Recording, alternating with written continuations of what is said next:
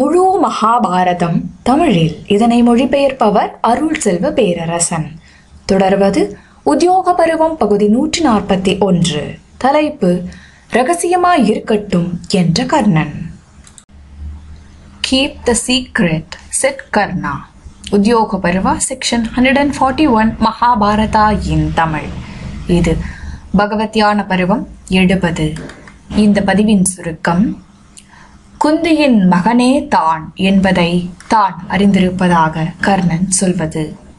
எனினும் அதிரதனும் ராதையுமே தனது தாய் தந்தையர் என்று கர்ணன் சொல்வது. கர்ணன் தனது அண்ணன் என்பதை யுதிஷ்டன் அறிந்தால் அவன் நிச்சயம் நாட்டை ஏற்க மாட்டான்.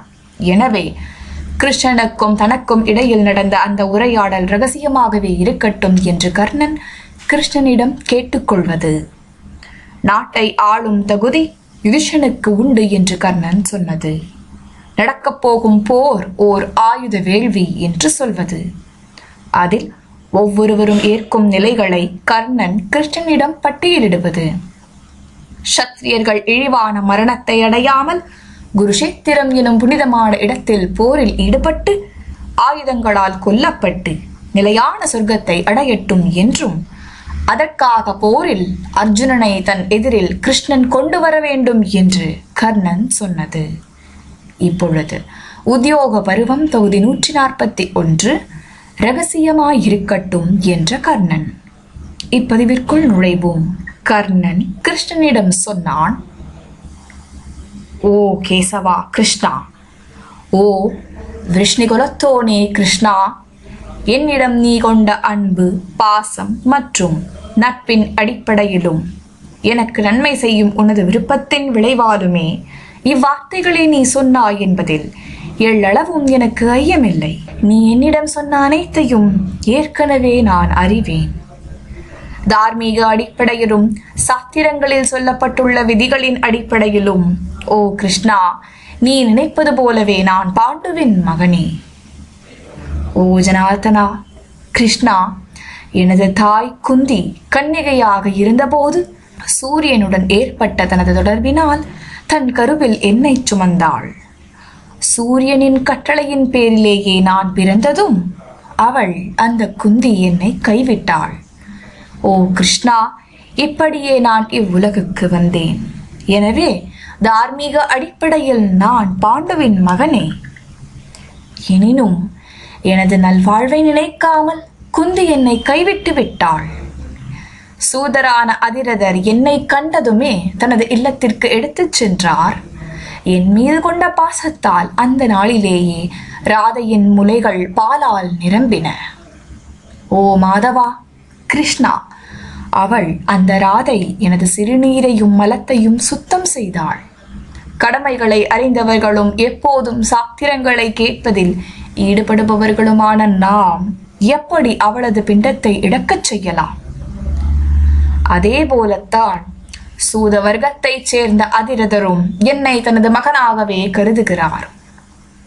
நானும் வாசத்தால் அவரையே, அந்த அதிரதரையே எனது தந்தையாக எப்போதும் கருதுகிறேன். ஓ மாதவா கிருஷ்ணா, அந்த அதிரதர் ஓ ஜனார்த்தனா கிருஷ்ணா, நான் குழந்தையாக இருந்தபோது ஒரு தந்தையின் பாசத்தோடு சாத்திரங்களில் சொல்லப்பட்டுள்ளபடி குழந்தைக்கான சடங்குகளை, ஜாதகர்மம் அனைத்தையும் எனக்கு செய்வித்தார். அதே அதிரதர் தான் அந்தணர்களை கொண்டு எனக்கு வசுசேனன், அதாவது வசூசேனன் என்ற பெயரையும் அளித்தார். நான் இளமையை அடைந்தபோது அவரது தேர்வுகளின்படியே நான் என் மனைவியரை மணந்தேன். ஓ ஜனார்த்தனா கிருஷ்ணா, அவர்களின் அந்த மங்கையரின் மூலமே நான் மகன்களையும் பேரப்பிள்ளைகளையும் அடைந்தேன். ஓ கிருஷ்ணா, எனது இதயமும் பாசமும் மற்றும் அன்பு கட்டுகள் அனைத்தும் அவர்களிடமே நிலைத்திருக்கிறது. ஓ கோவிந்தா கிருஷ்ணா, மகிழ்ச்சியாலோ அச்சத்தாலோ முழு உலகத்துக்காகவோ பொற்குவியலுக்காகவோ அந்த கட்டுக்களை, அந்த பந்தங்களை அழிக்கும் துணிவு எனக்கு ஏற்படாது. திருதராஷ்டிரர் குலத்து துரியோதனனிடம் நான் கொண்ட தொடர்பின் விளைவால் ஓ கிருஷ்ணா, ஒரு முள்ளும் என் பக்கத்தில் இல்லாமல் ஆட்சி உரிமையை 13 வருடங்களாக அனுபவித்தேன். நான் பல வேள்விகளை செய்தேன்.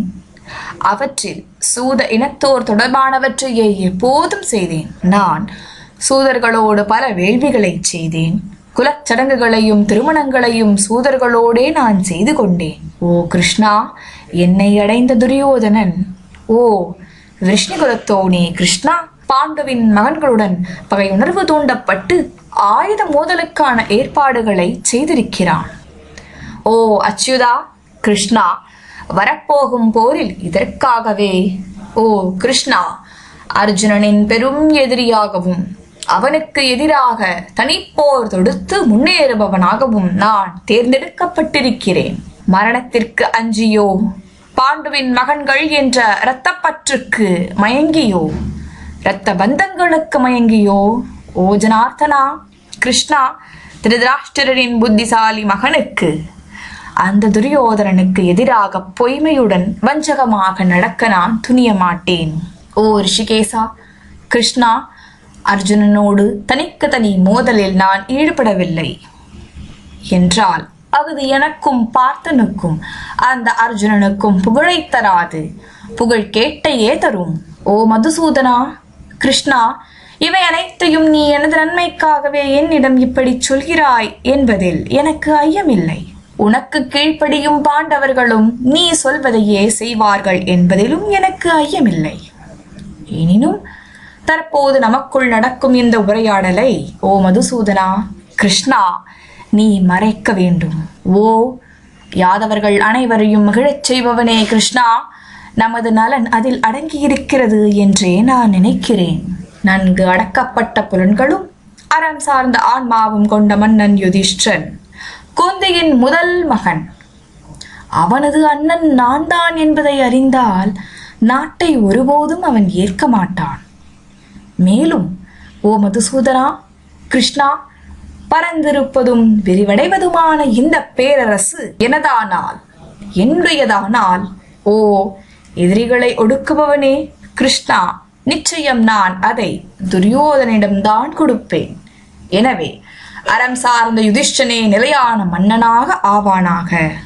எவன் ரிஷிகேசனை, உன்னை கிருஷ்ணனை வழிகாட்டியாக கொண்டிருக்கிறானோ, எவன் தனஞ்சயன் அர்ஜுனன், வலிமை மிக்க தேர் வீரனான பீமன், நகுலன், சகாதேவன், திரௌபதியின் மகன்கள் ஆகியோரை போர் வீரர்களாக கொண்டிருக்கிறானோ, ஓ மாதவா கிருஷ்ணா, அவனே, அந்த யுதிஷ்டனே இந்த முழு உலகத்தையும் ஆளத் தகுந்தவன். பாஞ்சாலர்களின் இளவரசன் திருஷ்டத்யும்னன், வலிமை மிக்க தேர் வீரனான சாத்யகி, உத்தமௌஜஸ், உண்மைக்கு தன்னை அர்ப்பணித்திருக்கும் சோமக இளவரசனான யுதாமன்யு, சேதி நாட்டு ஆட்சியாளனான சேகிதானன், வெல்லப்பட முடியாத சிகண்டி, இந்திர கோபப்பூச்சிகளின் நிறம் கொண்டோரான கேகய சகோதரர்கள், வானவில்லின் நிறத்திலான குதிரைகளை கொண்டவனும் பீமசேனனின் மாமனும் உயர் ஆன்மா கொண்டவனுமான குந்தி போஜன், பெரும் வீரனான சேனஜித், விராடனின் மகனான சங்கன் மற்றும் கிருஷ்ணனாகிய நீ ஆகியோர் அடங்கிய கூட்டம், யுதிஷ்டனால் கூட்டப்பட்டிருக்கும் இந்த கூட்டம், ஓ கிருஷ்ணா, சத்திரியர்களிலேயே பெரிய கூட்டமாகும். பூமியின் மன்னர்கள் அனைவர் மத்தியிலும் கொண்டாடப்படும் இந்த சுடர்மிகும் நாடு ஏற்கனவே யுதிஷ்டனால் வெல்லப்பட்டு விட்டது. வரப்போகும் போரில் யுதிஷ்டனே நிச்சயம் வெல்வான்.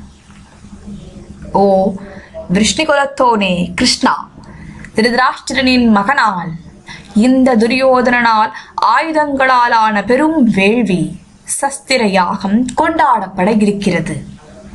ஓ ஜனார்த்தனா கிருஷ்ணா, நீயே அந்த வேள்விக்கு உபதரஷ்டிரியாக போகிறாய். ஓ கிருஷ்ணா, அவ்வேள்வியில் உனது பணி அத்யர்யுவியின் பணியாக இருக்கும். வானர கொடி கொண்டவனும் கவசம் தரித்தவனுமான பீபத்சு அந்த அர்ஜுனன் ஹோத்ரியாவான். அர்ஜுனனின் வில்லான காண்டீவம் வேள்வி கரண்டியாக இருக்கும். வீரர்களின் வீரமே அதில் எரிக்கப்பட போகும் தெளிந்த நெய்யாக ஹவிசாக இருக்கும். ஐந்திரம், பாசுபதம், பிராமம், ஸ்தூணாகர்ணம் ஆகிய ஆயுதங்கள், ஓ மாதவா கிருஷ்ணா, அந்த வேள்வியில் அர்ஜுனனால் மந்திரங்களாக பயன்படுத்தப்படும். தந்தைக்கு அந்த அர்ஜுனனுக்கு நிகரானவனோ ஆற்றலில் அவனுக்கும் அந்த அர்ஜுனனுக்கும் மேம்பட்டவனுமான சுபத்திரையின் மகன் அபிமன்யு அவ்வேள்வியில் உரைக்கப்பட போகும் முக்கிய வேத மந்திரமாவான். யானைப்படைகளை அழிப்பவனும் போரில் கொடூரமாக கர்ஜிப்பவனும் மனிதர்களில் புலியும் அதீத பலமுடையவனுமான பீமன் இவ்வேள்வியில் உத்கத்ரியும் பிரஸ்தோத்ரியும் ஆவான். யபம், ஜபம் மற்றும் ஹோமத்தில் எப்போதும் ஈடுபடுபவனும் நல்லான்மா கொண்டவனுமான மன்னன் யுதிஷ்டனே அவ்வேள்வியில் பிரம்மனாக இருப்பான். சங்குகள், முரசுகள், பேரிகைகள், போர் வீரர்களின் சிம்மகர்ஜனைகள் ஆகிய விண்ணை எட்டும் ஒலிகள் உண்ண அழைக்கும் அழைப்புள்ளிகளாக இருக்கும். மாத்திரியின் இரு மகன்களும் பெரும் புகழ் மற்றும் வீரத்தை கொண்டவர்களுமான நகுலனும் சகாதேவனும் வேள்வி விலங்குகளை கொல்பவர்களாக இருப்பார்கள். ஓ கோவிந்தா, கிருஷ்ணா, பல்வேறு நிறங்களிலான கொடிக்கம்பங்களால் அலங்கரிக்கப்பட்டிருக்கும் தேர்களின் வரிசை. ஓ ஜனார்த்தனா, கிருஷ்ணா, இந்த வேள்வியில் விலங்குகளை கட்டும் கம்பங்களாக யூபங்காக இருக்கும்.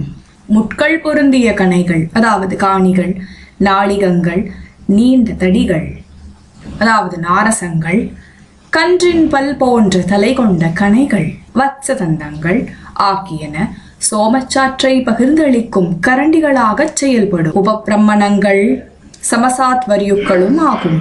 தோமரங்கள் சோம பாத்திரங்களும் விற்கள் பவித்திரங்களாகும். வாட்கள் கபாலங்களாகும். கொல்லப்பட்ட வீரர்களின் தலைகள் புரோடாசங்கள் ஆகும். ஓ கிருஷ்ணா, இவ்வேள்வியில் வீரர்களின் குருதியே தெளிந்த நெய்யாகும், ஹவிசாகும். வேல்களும் சக்திகளும் பளபளக்கும் கதாயுதங்களும் வேள்வி நெருப்பை தூண்டச் செய்யும் தீக்கிளறிகளாகவும் பரிதிகளாகவும் விறகு கீழே விழாதிருக்கச் செய்யும் முளைக்கம்புகளாகவும் இதமங்களாகவும் செயல்படும். துரோணர் மற்றும் சரத்வானின் மகன் கிருபர் ஆகியோரின் சீடர்கள் உதவி செய்யும் புரோகிதர்களாக சதஸ்தியர்களாக இருப்பார்கள். காண்டிவந்தாங்கி அர்ஜுனன், பிற வலிமை மிக்க தேர் வீரர்கள், துரோணர் மற்றும் துரோணரின் மகன் அஸ்வத்தாவன் ஆகியோரால் அடிக்கப்படும் கணைகள் சோமத்தை பகிர்ந்தளிக்கும் கரண்டிகளாக செயல்படும். சாத்யகி அத்யர்யுவின் தலைமை உதவியாளனாக பிரதிபிரஸ்தாதாவாக தனது கடமைகளை செய்வான். இவ்வேள்வியில் திருதராஷ்டிரனின் மகனே அந்த துரியோதனனே அதை செய்பவனாக தீட்சிதனாக நிறுவப்படுவான். அவ்வேள்வியில் இந்த பரந்த படையே அவனது மனைவியாக பத்தினியாக இருக்கும். ஓ வலிய கரங்களை கொண்டவனே கிருஷ்ணா, வேள்வியின் இரவு நேரச் சடங்குகள் தொடங்கும் போது அதிராத்திரத்தில் பெரும் பலமிக்கவனான கடோத்கசன் அதில் அர்ப்பணிக்கப்படும் பலிகளை கொல்பவனாவான். சாமிரத்தை செய்வான். மந்திரங்களால் கொண்டாடப்படும் சடங்குகளின் வாயான வேள்வி நெருப்பில் இருந்து உயிருடன் உதித்தவனான பலமிக்க திருஷ்டத்யும்னன் ஓ கிருஷ்ணா அந்த வேள்வியின் குடையாக தட்சிணையாக இருப்பான். ஓ கிருஷ்ணா, திருதராஷ்டிரர் மகனின் அந்த துரியோதனனின் மனநிறைவுக்காக பாண்டுவின் மகன்களிடம் தீய நடத்தையுடன் நடந்து கொண்டு பேசிய கடுஞ்சொற்களுக்காக குற்ற உணர்ச்சியால் நான் எரிந்து கொண்டிருக்கிறேன். ஓ கிருஷ்ணா, அர்ஜுனனால் நான் கொல்லப்படுவதை நீ காணும் போது இந்த வேள்வியின் புனசித்தி, வேள்வியின் பின் செய்யப்படும் சயனம் ஆரம்பிக்கும். எப்போது பாண்டுவின் இரண்டாம் மகன் பீமன் உரத்து கர்ஜிப்பவனான துச்சாசனின் குருதியை குடிப்பானோ அப்போது இவ்வேள்வியின் சோமம் பருகும் நேரம் அமையும். எப்போது பாஞ்சாலத்தின் இளவரசர்கள் இருவரும் அந்த திருஷ்டத்யும்னனும் சிகண்டியும் துரோணரையும் பீஷ்மரையும் வீழ்த்துவார்களோ ஓ ஜனார்த்தனா, கிருஷ்ணா, அப்போது இவ்வேள்வியின் இடைவேளை அவசானம் உண்டாகும். எப்போது பலமிக்க பீமசேனன் துரியோதனனை கொல்வானோ ஓ மாதவா கிருஷ்ணா, அப்போதே இவ்வேள்வி முடியும். ஓ கேசவா, கிருஷ்ணா, எப்போது திருதராஷ்டிரனின் மகன்கள் மற்றும் பேரப்பிள்ளைகளின் மனைவிமார் தங்கள் கணவர்களையும் மகன்களையும் இழந்து பாதுகாவலர்கள் அற்றவர்களாக நாய்களும் கழுகுகளும் ஊனுண்ணும் பறவைகளும் சாகுருவிகளும் மொய்க்கும் போர்க்களத்தில் ஒன்றாக கூடி காந்தாரிக்கு மத்தியில் அழுது புலம்புவார்களோ? ஓ ஜனார்த்தனா, கிருஷ்ணா, அப்போது இவ்வேள்வியின் இறுதி நீராடல் அவபிருதம் நடைபெறும். ஓ சத்திரிய குலத்தின் காளையே கிருஷ்ணா, கல்வியாலும் வயதாலும் முதிர்ந்த சத்திரியர்கள், ஓ ஜனார்த்தனா, கிருஷ்ணா, உன் நிமித்தமாக இழிவாக அழிவடைய வேண்டாம் என நான் உன்னை வேண்டிக் கொள்கிறேன். ஓ கேசவா, கிருஷ்ணா, மூலகின் அனைத்து இடங்களிலும் மிகவும் புனிதமான குருஷேத்திரம் என்ற இடத்தில் சத்திரியர்களின் இந்த விரிந்த கூட்டம் ஆயுதங்களின் மூலம் அழிவடையட்டும், ஆயுதங்களின் மூலம் அழிவடையட்டும். ஓ தாமரை இதழ்களை போன்ற கண்களை உடையவனே, உனது மனத்தில் இருப்பவற்றை இந்த இடத்தில் நீ சாதித்தால், ஓ விஷ்ணுகுலத்தோனே கிருஷ்ணா, சத்திரிய குலம் முழுமையும் சொர்க்கத்தை அடையும். ஓ ஜனார்த்தனா, கிருஷ்ணா, மலைகளும் நதிகளும் எவ்வளவு காலம் இருக்குமோ அவ்வளவு காலம் இந்த சாதனைகளின் புகழ் நீடிக்கும். பாரதர்களின் பெரும் போர் மகாபாரத போர் என்று இதை அந்தணர்கள் உரைப்பார்கள். ஓ விஷ்ணுகுலத்தோனே கிருஷ்ணா, போர்களில் சத்திரியர்கள் அடையும் புகழ் என்ற செல்வமே அவர்களுக்கு சொந்தமானது.